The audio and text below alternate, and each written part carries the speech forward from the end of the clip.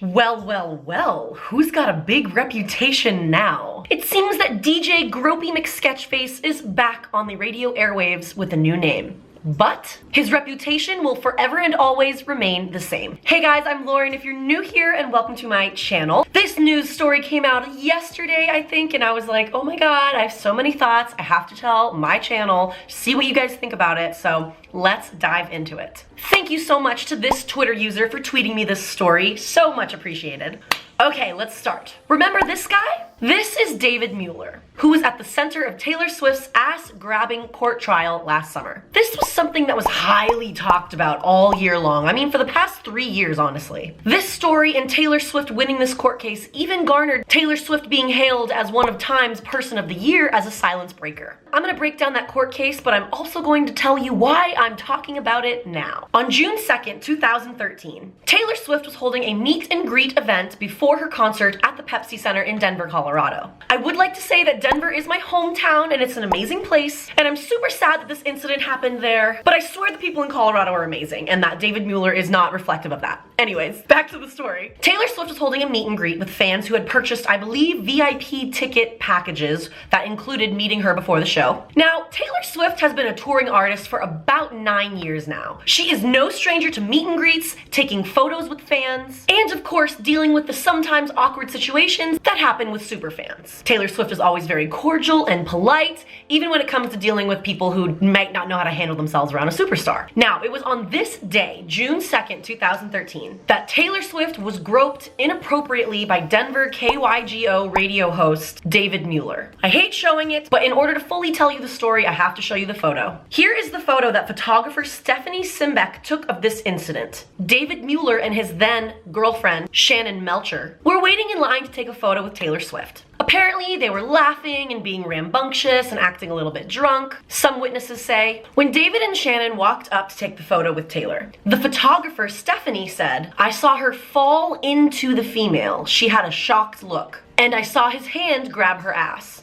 Simbeck said she has taken about 20,000 photos at meet and greets for Taylor Swift and had never before seen anything like Mueller's interaction with the singer that night. So what happened after that? As soon as the meet and greet was over and all the fans exited the room, Taylor turned to her team, including her bodyguard, her mom, and her photographer, and said, "Dude, that guy just grabbed my ass." Stephanie Simbeck, the photographer, said, "I knew it, I have the photograph." She scrolled through the photos on her camera, and Taylor Swift pointed at Mueller in the photo and said, "That's him." After the meet and greet, Andrea Swift, her mom, and other members of Swift's management team decided not to alert police officials about the incident because they didn't want the incident to become public. Andrea said, "I didn't want this moment to define her. I also didn't want internet trolls and the media photoshopping crude and horrible things about this." So there are a couple reasons why they didn't want to tell the police about it first. Several people on Taylor Swift's team told Frank Bell, who manages radio promotion for Taylor Swift, that it was obvious something unusual happened before the photo was taken. Frank then called up the market manager for KYGO and told them about the incident. It was completely KYGO's decision to fire David Mueller. Taylor and her team did not say anything about needing or demanding that David Mueller be fired from his job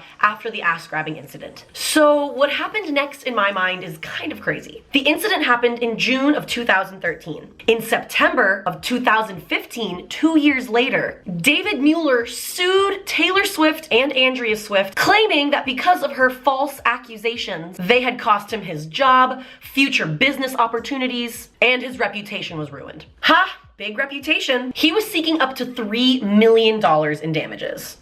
In October 2015, Taylor Swift countersued David Mueller for $1 symbolic dollar, showing that she does not need the money. She just needs to defend herself in this moment and show him and the entire world that what he did was wrong and shouldn't be overlooked, and she shouldn't be made to believe that it didn't happen when it actually did. In July 2016, Taylor Swift gave her deposition. She said, "Right as the moment came for us to pose for the photo, he took his hand and he put it up my dress and he grabbed my ass cheek. And no matter how much I scooted over, it was still there. It was completely intentional. I've never been so sure of anything in my life." Now here's something fishy that I didn't actually know until I was writing the script for this video. In Mueller's deposition, he says that the phone call where he was fired was recorded and that he had audio recordings of his termination. Mueller then edited down those audio recordings and only provided the edited versions to the attorney. When he was asked what happened to the full files, he claims that they were lost when he damaged his laptop by accidentally spilling coffee on it. What? Are you kidding me? That's pretty darn convenient, don't you think? Oh wait, there's more. There was a total of 19 audio recordings, and Swift's attorney only received 11. Apparently these recordings were transferred to a MacBook, which accidentally had coffee spilled on it and was damaged. But they were also transferred to an iPad that had somehow been smashed. Like, are you for real right now? Accidentally smashed your iPad before you're being countersued, Wow, things are working out for you, aren't they, David? He was later sanctioned by a federal judge for destroying electronic devices that contained key evidence, which basically means the judge was not buying it either, you snake. No pun intended.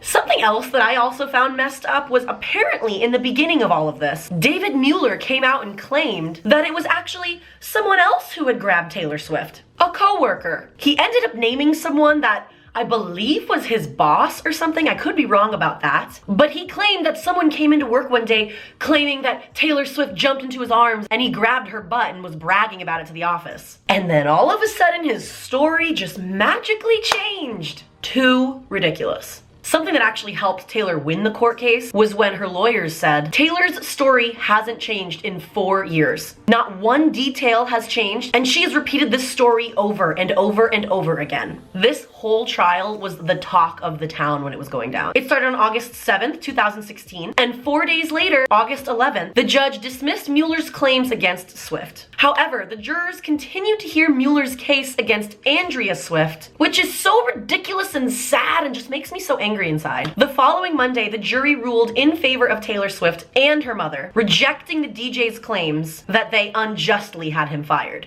The jury also ruled in favor of Taylor Swift's assault and battery countersuit, forcing David Mueller to pay the symbolic price of $1. Now, hopefully you all read up on this awesome testimony and questioning that Taylor Swift had in court because it was epic. Here's what Taylor had to say about her testimony. I was angry. In that moment, I decided to forego any courtroom formalities and just answer the questions the way it happened. This man hadn't considered any formalities when he assaulted me, and his lawyer didn't hold back on my mom. Why should I be polite? I'm told it was the most amount of times the word ass has ever been said in Colorado federal court.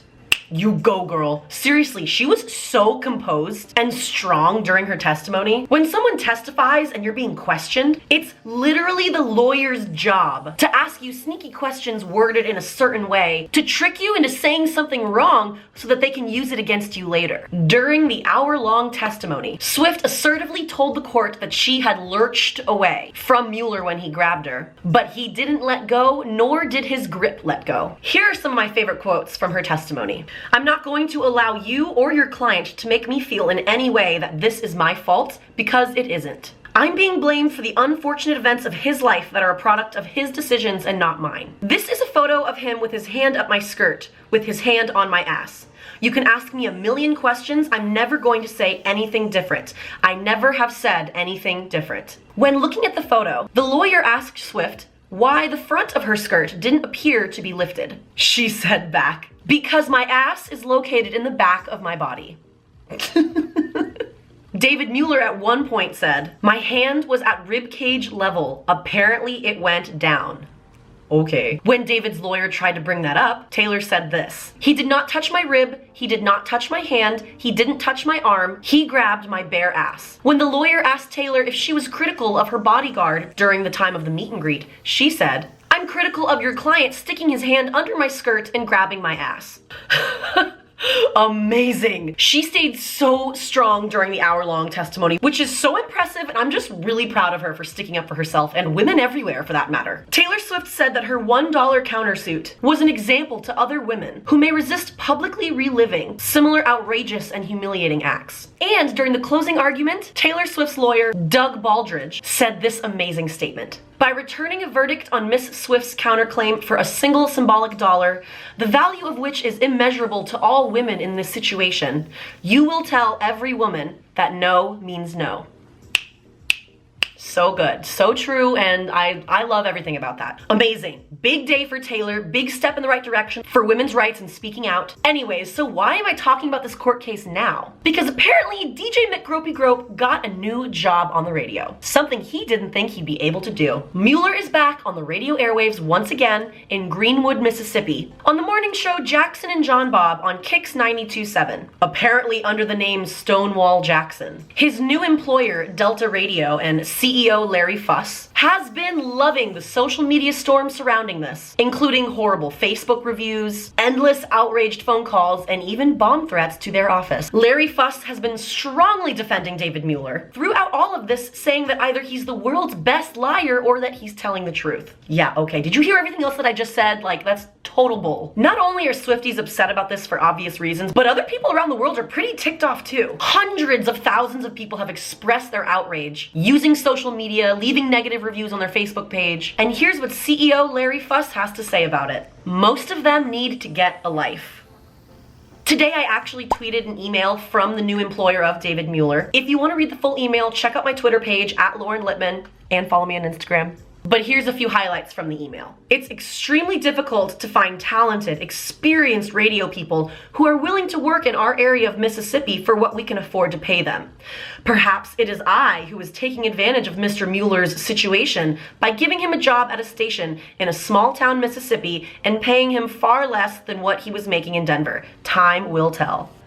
Time will tell indeed, folks. A part of me thinks that Mr. CEO Larry Fuss is really loving the fact that articles around the world now are putting his radio station in their news article, and in a sense, giving him free publicity. But I would love to hear your thoughts. Do you think that David Mueller deserves a second chance after all the shady stuff went down? Or do you think that he deserves to pack it up and find a new career? I mean, the stuff about destroying evidence is, to me, like the biggest red flag. Besides the fact that Taylor Swift is so freaking sure that this happened and her bodyguard, photographer, and everyone else saw this happen, the fact that he was sanctioned by a judge for destroying evidence means that you are guilty. I'm sorry, what? Who does that? Who accidentally smashes an iPad while you're being sued? I mean, not that I'm a football fan, but this reminds me of when Tom Brady mysteriously destroyed his cell phone before he was getting investigated for deflating footballs. I don't know. It's like when you're caught destroying evidence, that is like painting red all over your hands. We've all dropped a cell phone here and there, but we know that they're pretty durable unless you're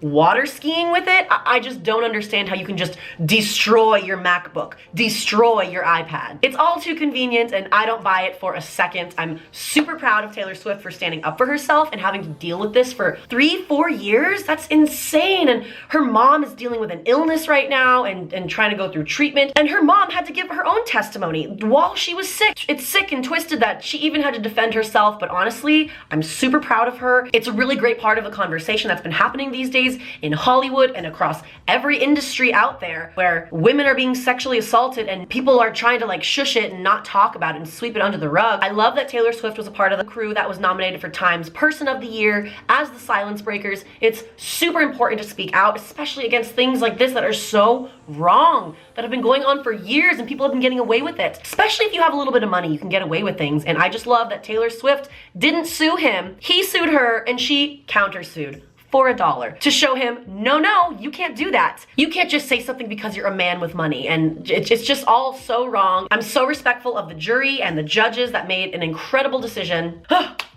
That just got me all fired up, because clearly I've got a lot of opinions about it. So I would love to hear what your guys' thoughts are. Please comment down below, tweet me, let me know what you think. I love going through and hearing your guys' take on things, so please make sure you don't leave this page until you tell me exactly how you feel. If you enjoyed this video, please remember to leave it a like, and make sure you subscribe to my channel if you're not already. And that's all that I have for you today, guys, and I will see you guys next time. Bye! On June 2nd, 2013, 2:30. Taylor Swift countersued David. However, the jurors, I can't say that word, jurors. However, the jurors continue to hear, I can't say that word. However, the jurors the word has lost all meaning now. Jurors sounds like a noise. The following Monday, the jury, we're just gonna change it to jury. The following Monday, the jury, I can't say it now. Jurors.